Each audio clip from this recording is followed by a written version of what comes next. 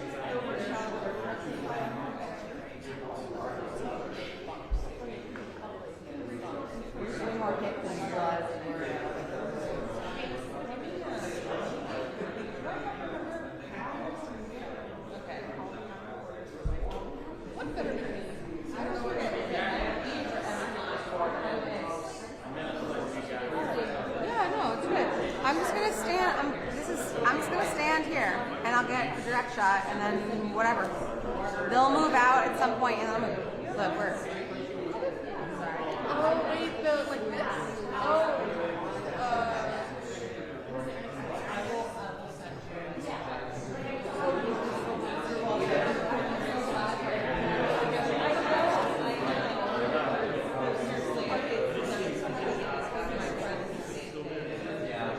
He does have, and he has the same pose, like, yeah, the same stature, like, it's kind of, like whatever, like, it's kind of how I feel.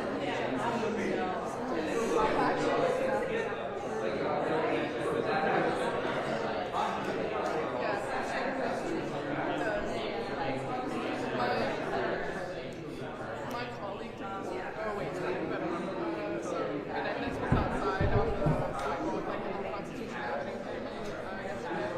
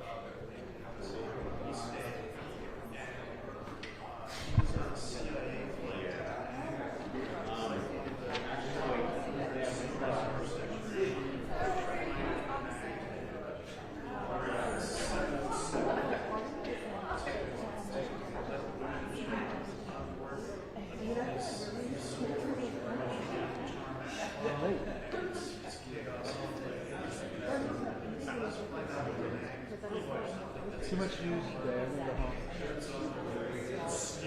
You have to cover Feinstein. Well, I would say never. I confuse those by Cindy. Like Cole had a moment of silence during the hearing. I mean, during the news. No, before it was confirmed, we were in a moment of silence. That helped me. Wow. Before it even knew them broke. He said reported that.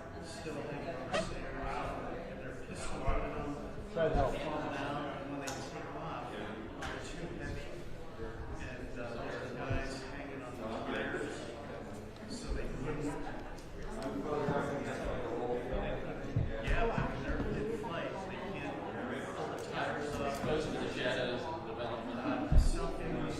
Hey Reese, I almost panicked last night, but I decided not to.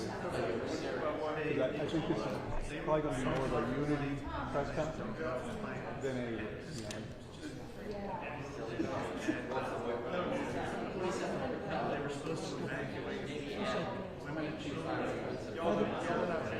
By the way, Emma was mentioned in January.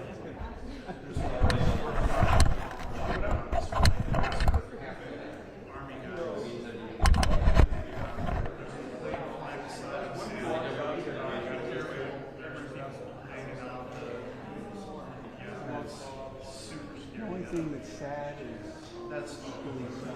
every time I ran into this guy, like, even if I said hello to him, just a nasty.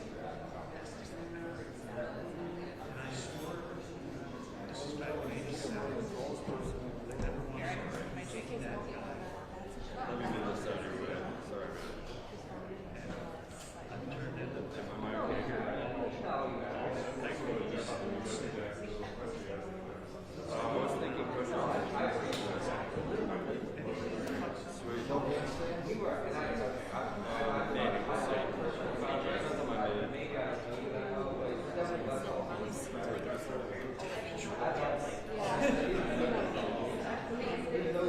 Yeah.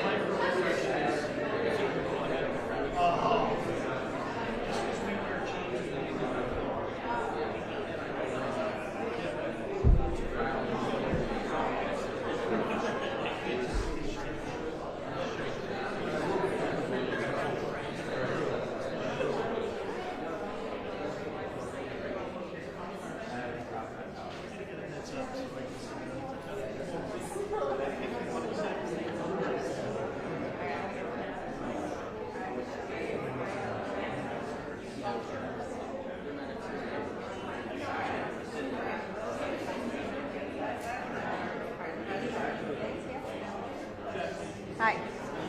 I think so because I'm shorter than the camera, so just gonna make the art out of this that it deserves. The spirit of this presser. I shall. Speakers? It's really 2. 2.5.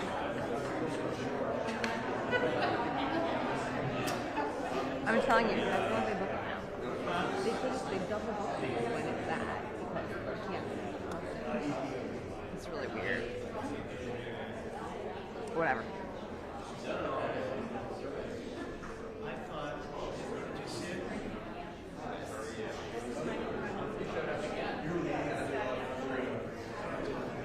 Okay.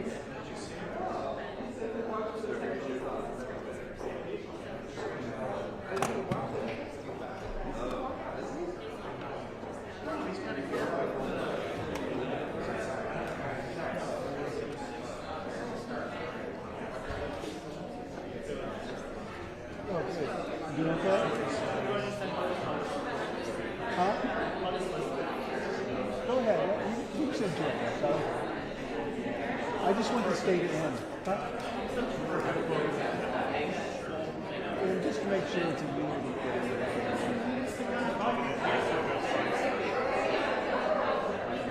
You see that Dorning's already went to the right. It's a week minimum away. I'll relook at it when I go back up. Well, I think I should run one as they do the exercise. But clear display. Okay. How was your TV day?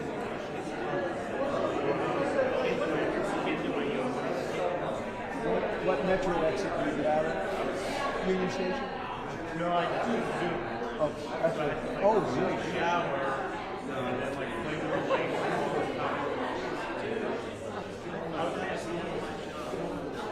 It was good, but my hyperventilation over that Washington Post story ruined the first half. But then you were right. I read it and I got. I was just worried Doherty was going to jump on it. Yeah, why is it? We don't get this. Yeah. I just think somebody's got to drop emotion first. Instead of start writing about all this stuff. Because all we know, it's still safe about it.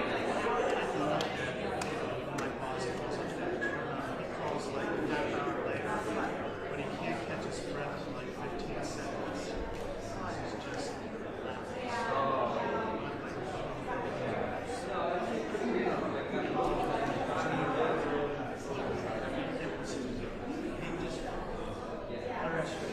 in the rain, and the guy comes out after seeing us at the 11th hour and says, "You guys, and you saw us for 2 hours."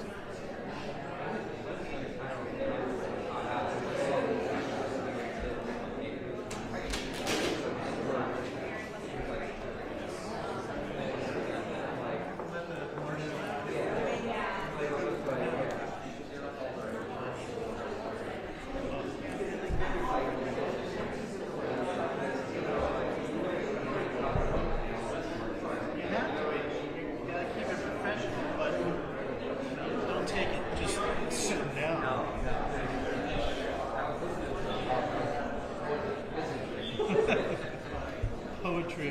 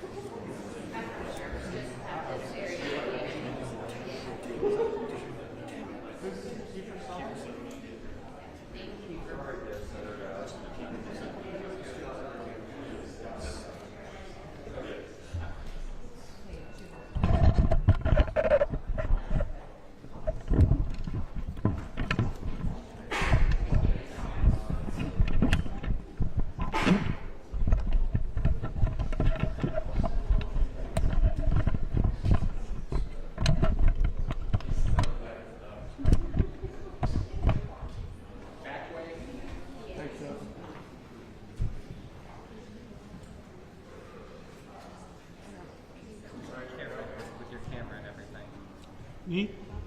Oh. I'll pull back. Here we go.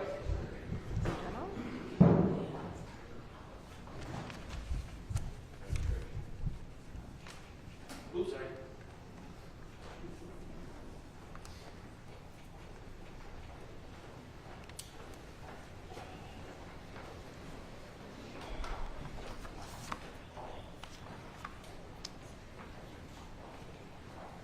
Thank you all.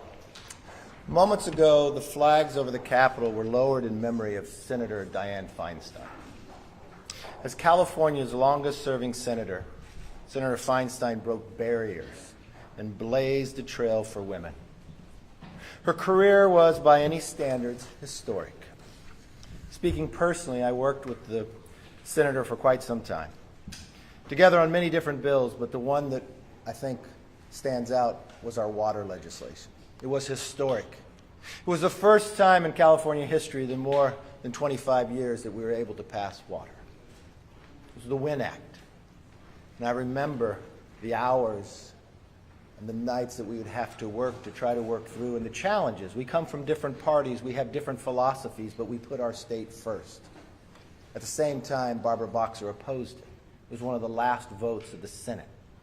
It had more than 70 votes at the time. And I believe at the end of the day, the trailblazing of the first woman elected mayor, even coming from a different party, inspired women from both sides of the aisle to seek elected office and to have their voices heard. My deepest condolences to her family, her colleagues, and to her staff. Last night, the House did something none of you sitting here thought we can do. The number of questions I could take from the number of weeks about doing appropriation bills. I told you, don't give up on us, because we're not giving up on the American people. We passed 3 appropriation bills: defense, state, and foreign ops, and homeland security. My biggest question is, I don't understand why the Democrats voted against funding the government. In all, we have 4 appropriation bills done. There's 12 overall to get done. It's the discretionary spending every year that government is supposed to do. We have now in the House passed more than 70% of the discretionary spending on appropriations. Need I remind you, how much has the Senate passed? 0. Not one appropriation bill has passed the Senate. We've done what many have said was impossible. When I became Speaker, I said we're going to change Washington.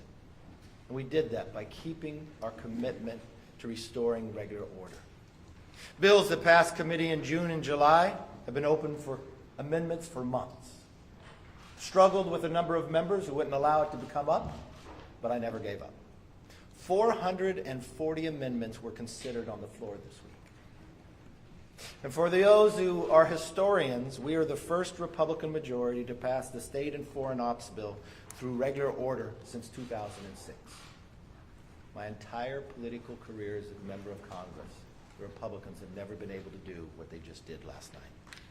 As we continue to get conservative wins and return to regular order, we actually need a stopgap measure to allow the House to continue to finish its work, to make sure our military gets paid, to make sure our border agents get paid as we finish the job that we're supposed to do.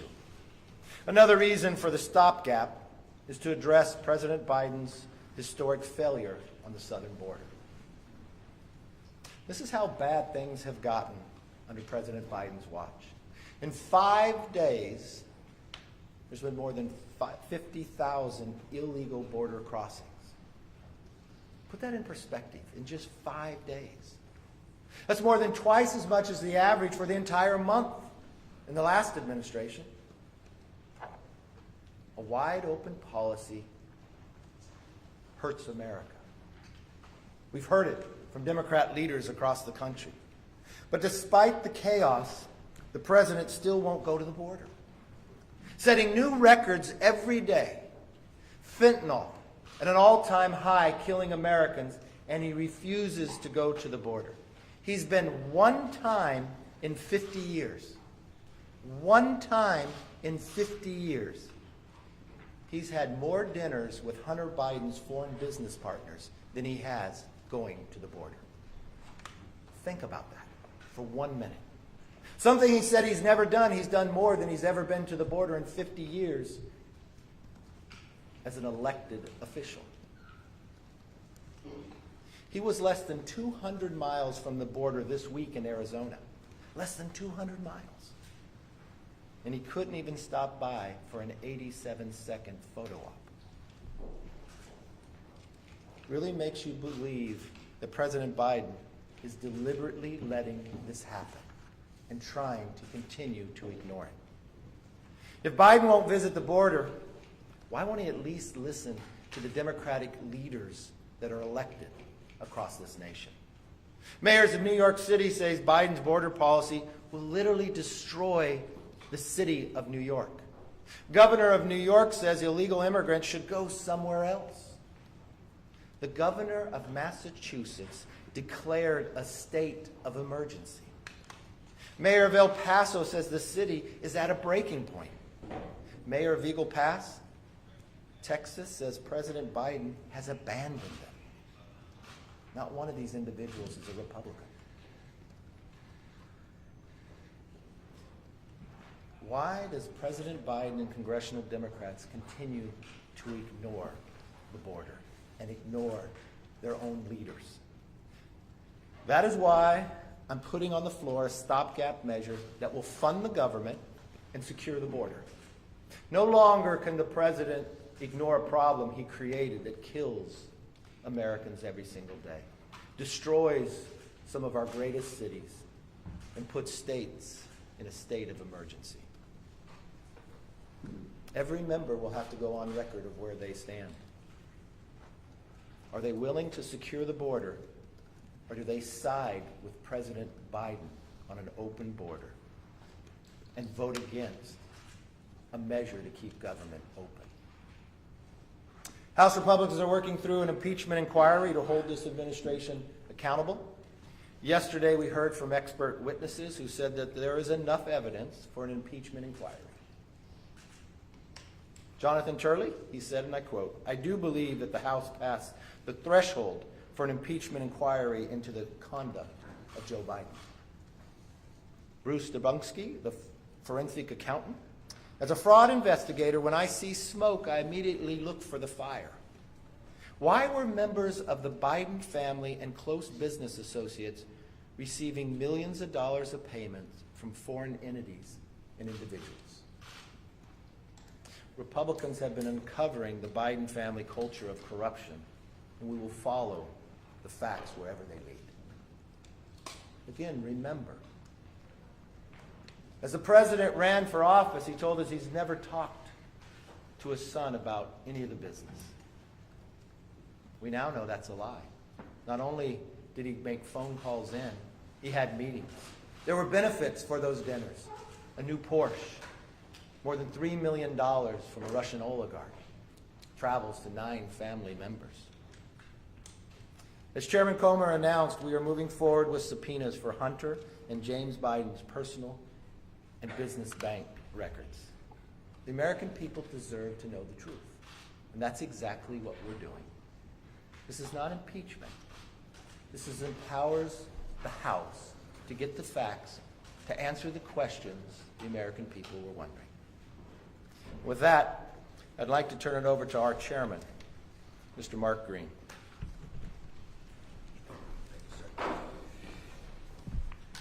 I, too, want to extend my condolences to the Feinstein family. Our prayers, my wife and I, Cammie and our prayers are with you. Speaker McCarthy, thank you for your leadership, for shining a light on what's going on at the border. I know last fall we made a trip down to the border and took a look. It's far worse now than it was then. Just last week in Eagle Pass, every single Border Patrol agent was off the border processing the mass waves of people at the Eagle Pass crossing site. Meaning the entire border was unsecure. It is a tragedy what's happening. And I am deeply appreciative of the Speaker shining a light on it and, you know, adding this to the CR that's going to be voted on later today. And I really want to take a second, though, and take a little victory lap, too, just like the Speaker did. Yesterday, we passed Homeland Approach with every single Republican voting for it and 2 Democrats voting for it. That was pretty cool. You know, we're moving the needle on this. The Speaker talked about, you know, the mayors and the folks that are out there talking about the impact, the human cost impact, the financial cost impact in New York and Massachusetts. But we had Democrats on my committee this week admit that there was a humanitarian crisis at the border, that the cartels are in control of the border. Go listen to them. Yet President Biden and Secretary Mayorkas do nothing. And so, Speaker's leadership, we're going to put this on the CR. And look, there's a return on investment here that's pretty simple.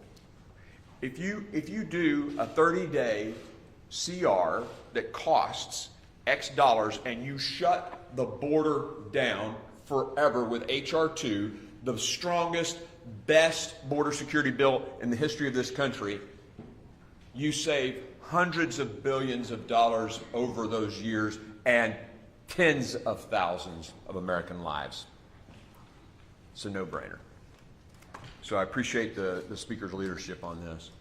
And I will say I'm going to be followed now by a fantastic member, Republican member, Monica De La Cruz.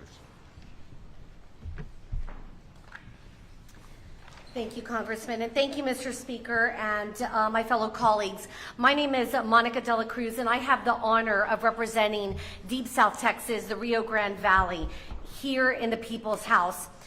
Joe Biden's reckless policies have left our border wide open. And you know, I can't even use the word border anymore because under Joe Biden, the word border does not exist. It is fully open. Just to give you an idea, in 2017, we had fewer than 25,000 border crossings per month. Per month. Right now, under the leadership of Joe Biden, we had 30,000 illegal border crossings in just 3 days. Do the math, 30,000 in just 3 days. This is not only affecting our local communities, but it is affecting communities all the way up to New York City. And we're gonna hear from my fellow colleague about this. It's not just about the illegal immigration, it is about the drugs that are coming through our borders. I'm a mother of 2 children, and I worry every single day about what's coming across our border. In Nueces County, in the last year, they confiscated 2.5 gallons of fentanyl. 2.5 gallons, think about that, 2 jugs of milk, 2 to 3 jugs of milk. That's enough to kill 2.5 times the population of Houston, Texas. And that's just what we've confiscated. There will be families sitting around the Thanksgiving table with a chair that's empty, missing a child, missing a husband, missing a parent because of Joe Biden's reckless policies. Under the Speaker's leadership, we made a commitment to America. And the Speaker and my colleagues and I have kept that commitment to America. We passed H.R. 2, Securing the Border Act, so that we could show Americans that we are committed to keep American communities and Americans safe. With that being said, Chuck Schumer and President Biden have done nothing, absolutely nothing. In fact, Mayorkas came to the RGV sector just recently when we had thousands of people crossing in Eagle Pass, Texas, just a couple of hours away. 7,500 people crossing in 2 days with a population of Eagle Pass, Texas that was only 28,000. Think about that. It is incredible. I introduced legislation this week to get our Border Patrol agents paid. God forbid we have it shut down. Not only that, but I have introduced legislation that will ensure that if a stiff penalty will be given to those who flee Border Patrol and custom agents. We are working hard, but the president and too many Washington politicians have failed to act. The government is not a telenovela. We came here to lead and deliver results and solve problems, and most of us are here to do that. So today, will we vote to shut down the federal government, or will we vote to shut down the border? The choice will be made in just a couple of hours. I choose to stand with hardworking families. I choose to stand with Border Patrol and custom agents, and I choose to stand with American people who want a secure border. Thank you very much. Well, thank you very much, and good morning, everyone. I am proud to represent the southwest corner of Long Island that just borders New York City. And over the last couple of weeks here on Capitol Hill, much of the conversation and the rhetoric has been focused around the fact that Republicans can't seem to agree. But you're mistaken, we do agree. We agree that we need to rein in reckless spending from Joe Biden's administration. We agree that there is nothing more important right now than securing our southern border. If you want to see people who can't get along, focus your attention on what now has become a circular firing squad of Democrats just in my home state of New York. You have Mayor Adams, you have Governor Hochul, you have Secretary Mayorkas, you have President Biden, and our so-called border czar, Kamala Harris, sitting around a circle, firing shots at one another because they have no idea how to make this disaster better. Mayor Adams, who I will tell you there's few things that we agree on, but I do agree with him on one. This issue, the fact that our borders are wide open, could destroy one of the greatest cities in America, New York City. People have actually said that the lights are dimming on Broadway because of the disaster that's been created. And what's the response? Well, a year ago, when everyone was saying, the people behind me were saying that eventually every state would become a border state, we were coined as fearmongers. But now, you look at cities throughout this country, and they have been taken over by migrants. Over 100,000 migrants have came into New York City since spring of 2022. And Governor Hochul and Mayor Adams, throughout their campaigns, were there with open arms. We are a sanctuary city. We welcome everyone to the land of milk and honey. Well, now, Mayor Adams clearly had no plan in place. There's people on street corners. He's now set up shop in vacant warehouses at JFK Airport. Does anyone legitimately think that people come into this country for a better way of life, for the American dream, to live in a vacant warehouse at JFK Airport? The answer is no. That's not the American dream, and it's a failure of Democratic policies. Now, we have the governor asking the president and his administration, which we are confident he is going to agree to allow migrants to live in our national parks. One of them being Floyd Bennett Field in Brooklyn. I had a great career in the NYPD, and some of my brothers and sisters who took the oath to protect and serve the Constitution, took the oath to stand that line between good and evil, that took the oath to put their life on the line every day to defend hardworking New York City neighbors, They call Floyd Bennett Field their office. Scuba, aviation, special operations, and other members of the NYPD now have to share their office with illegal migrants. It is estimated that in 2023, the city of New York will spend close to $4.5 billion with a B just on migrants. In 2024, estimates that could be up to $8 billion. Chairman Green held a hearing the other day about the financial burden that migrants are causing on the United States of America. There were members of our committee that sat on that dais whose state's budget don't equal the amount of money that New York City is going to spend on migrants over the next couple of years. And the answer to that, Mayor Adams wants to cut city budgets by 15% over the next 9 months. The NYPD, the FDNY, emergency management, sanitation, you name it, they are getting cut 15%.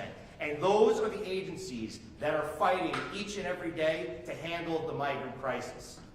This has affected our schools. It's affected local businesses. Just yesterday, they announced that there's over 1,000 CVS's closing. Has to do with people walking in and walking out. We're dealing with it in New York City. It's affected every industry. And today, we are going to take a stance. And when Americans have asked, people back in New York have asked, well, what is Republicans doing about it? Like the chairman said, like the speaker said, we passed the most comprehensive border bill, the Secure the Border Act, to invest money in infrastructure and technology, to hire more Border Patrol agents. And what have the Democrats done? Zero.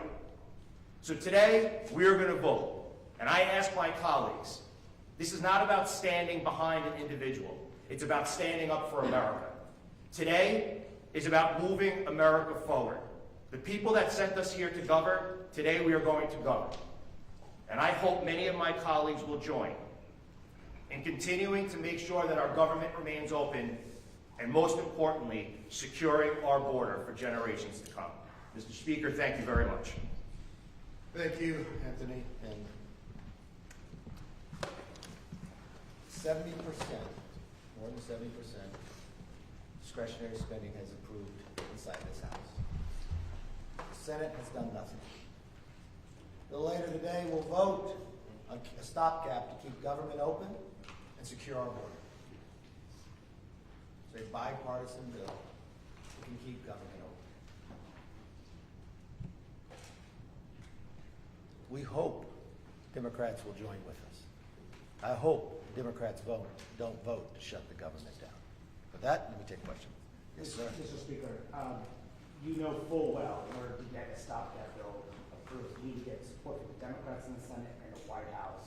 So why aren't you doing that? And what do you say to people who simply believe that the reason why you're not is because you're concerned about your own job? Really? So let's see. What has the White House done and what has the Senate done? They haven't passed one appropriation bill and they haven't passed any. They're trying to pass a CR right now on bipartisan lines. And they've been trying to pass appropriation bill too and they haven't done any of that. We have an opportunity here that if the White House won't listen to the governor of Massachusetts, the governor of New York, the mayor of New York, the mayor of El Paso, we will. So what's interesting here is you want to take a side of people that haven't done anything, but you have a body here that continues. So when the Senate was concerned about the price of oil now at $100, what have they done about that? Nothing. But we passed a bill that would lower the price of energy for all Americans. It's easy. I'm talking about the CR. Yeah, it's easy. I'm going to deal on the CR. It's easy to surrender. If you want to surrender, yeah. But if you want to fight for the American public, to secure our borders and keep government open, how is that a problem? It's only for CNN that becomes a problem, that I don't surrender to the liberals. What I want to do is stand for America. So you won't come to Yes. Are you gonna need Democrats to CR the line? There's already over 9 Republicans that have said they will never vote for it. We'll see. I can't understand why someone would side with President Biden on keeping the border open. We'll see when the vote comes. If those individuals vote that way, you should ask them that question. Can you walk us through what you're expecting, not only later today, but heading into that Sunday sort of 12:01 a.m. deadline to fund the government? You know, you do need to get legislation through the Senate and get it signed in order to avoid a funding lapse. So what are you expecting and what is your plan? You know what's interesting? And I don't know, I don't have a degree in journalism. But if I phrase back the questions you asked me last week, you'd ask me, well, what do you expect to do when all your appropriation bills fail? Why do you assume when the Senate has done nothing and the House continues the act that I should do what the Senate does? Why, if we are a separate body that represents America, why can't we stand for America? What I expect to do is exactly what we did last night, to not give up and pass our bills and keep government open. Yes, sir. Mr. Speaker, I was speaking with a Republican senator yesterday who said he's with you on getting further spending down. He's with you on tougher border security. But he's not willing to shut the government down. Do you see a government shutdown as the best way to get what you want on those two issues? No, I hope you listen to me. I'm putting a bill on the floor so government won't shut down. The Senate hasn't done any of that. The president hasn't engaged in anything. He got an 87-second photo op in Michigan on a strike that he created. He's had 50 years to visit the border and he hasn't. He's had Democrat leaders cry out, states declare a state of emergency, and he's ignored it. So we're actually doing what we said we would do. Just like we said we'd give the parents Bill of Rights. We passed that and the Senate does nothing. When people were concerned about crime, when D.C. was going to decriminalize, and you all asked me, why are you passing this bill? The Senate will never take it up. You know what? It's law today. When we wanted to end the pandemic and you asked me the exact same question you asked me here now, you just put a new title in it. Why do you pass that? The president will never sign it. It's signed into law. When you asked me that you could never, because Republicans in the past couldn't pass a border security bill, we have a slim majority. We have a slim majority. We had 3 members out yesterday and we still passed those appropriation bills. I don't know in the moment of time that you will look at what body works and what body talks. What body represents the American people and listens to them and takes action.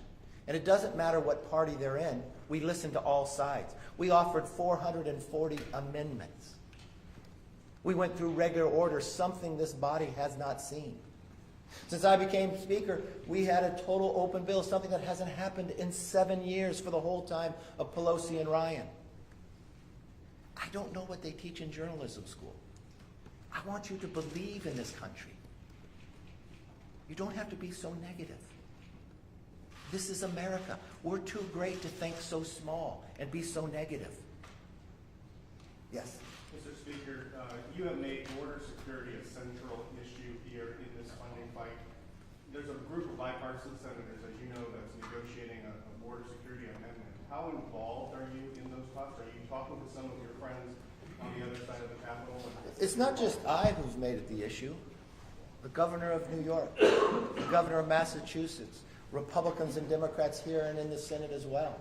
I've talked to, yes, Democrat senators and Republican senators about it. The difficulty that you have is the leader in the Senate, if you want to get, what you have to do is get real policy, just like what we're doing today. This gives real policy in H.R. 2. Because the challenge is what the president has done here by opening the border. You have to get 60 votes in the Senate for policy change.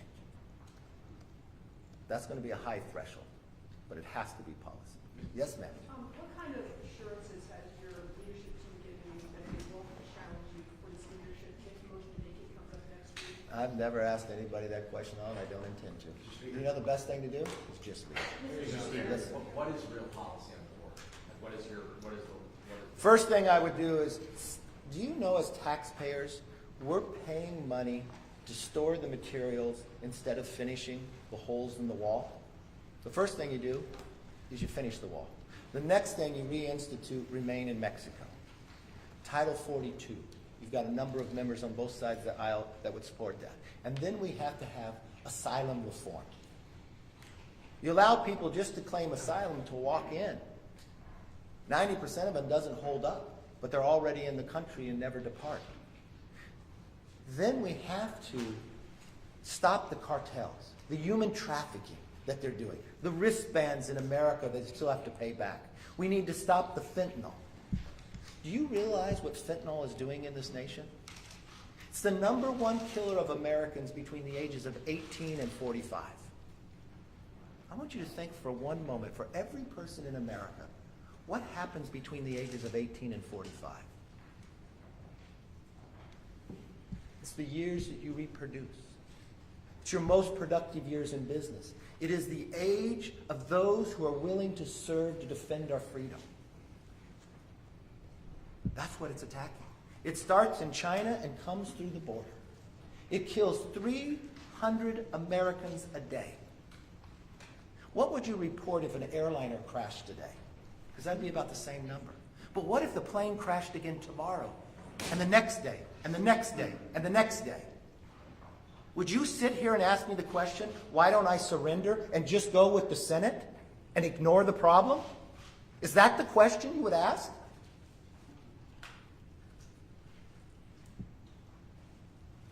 I pledged in taking this job to change Washington, to stand up for the American public.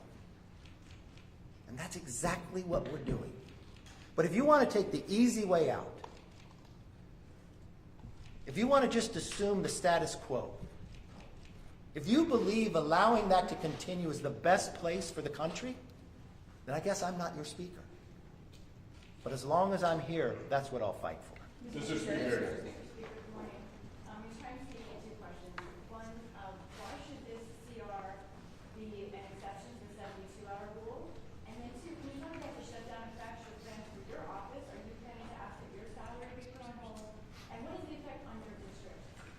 Perfect. Well, first of all, we don't waive the 72-hour rule. This CR has been out there for more than a week. We've talked about this for a number of weeks. We added a bipartisan provision in it, something that I've been talking about for quite some time, and I thank the members throughout. A debt commission.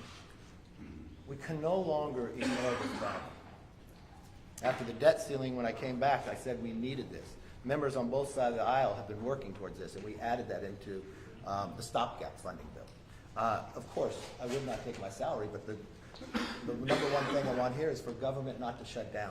I do not want our military not to be paid, our border agents not to be paid. Why should they be punished because the president ignores the problems? They should not. So what we're doing is putting on the floor. So I want you to ask the question of anybody who votes no on it, why do they believe those in the military not to be paid? Yes, Question. Mr. Speaker, would you say that today's House CR vote is the House's last chance to avoid a shutdown? You have watched me time and again. Have you ever known me to quit after one time if it doesn't succeed? I don't stop. I love that you come back every time and you ask the same style questions. There is going to be a moment in time that you're going to believe in us. There's going to be a moment in time that you're going to write, we're actually going to pass it. You know, every time I come here, on Monday you say, you're never going to get this done. What are you going to do? This is what I believe. I believe in this country. I believe in the philosophy of representing the individual. I believe keeping government open is the right thing to do. I believe securing the border is the right thing to do. I believe this bill will bring us more freedom and make the nation stronger. So I'm not going to be angry about it, even based upon the questions you ask. And you know what? Just as I'm not going to give up on the American people, I'm not going to give up on you. I'm not. One day you're going to be happy. One day you're going to enjoy your work. And one day you're going to believe we can solve our problems. Thank you. Have a good day.